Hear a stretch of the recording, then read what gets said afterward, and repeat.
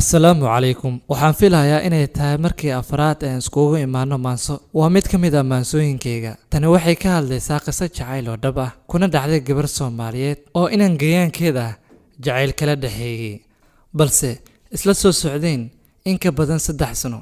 Markii ay soo gaareen xilligii ay xaqiijin lahaayeen hadafkooda, uuna soo doontay inankii kana aqbaleen reerkii ay inanta ka dhalatay, ayaa inankii ku timaaday tii Rabbi, iyagoo qorsheynaya isbuuc kadib inay dadab galaan.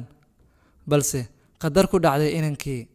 Anigoo inantii maanso kula hadlaya kuna baraarujinaya ayaa waxaan ku iri: adigoon isciil bidin u caroonin waayaha, si kastaba ha noqotee dareensii naftaada, wax walboo dhacaya sad eebbe kuu qoray sina kaaga dhoofeen, xasilinta naftaadana sanadayaysan kula noqon. waxse aad bukootaa ciil aad la baridaa marka ay xaqiiqada hareertaada joogto, aad ka leexan karinoo inaad marto hubaal tahay, dacar xitaa kolay tahay inaad laacdo waadow. wax walbood la kulantaa, dhaawac kastoo ku gaaraa, si walbood u hiiftaa, isdhigashadaa ka wada daran. adigana lagaa rabo samir inaad ku dhaafto, dib u eegin wixii dhacay, ka soo qaad wax caadiya iyo sheeko baraley.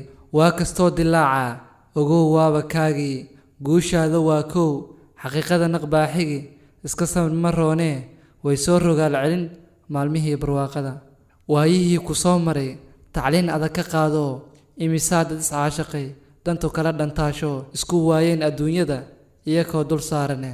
waa ciil halkiise haddii eebba oofsaday naflaha duni ka caashaqday, ii loo kaxeeyo idankoo aan dadab galin, rucleynteedii haayo raadkii ku daba jiro.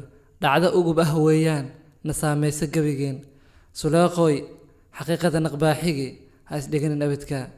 geenye ugub ahaa tahay sadkaa waayimayside, waxaan kuu rajaynaa niyad caafimaad liyo farxad iyo cibaadiyo nolol waarta oo wacan alla kaaga barya.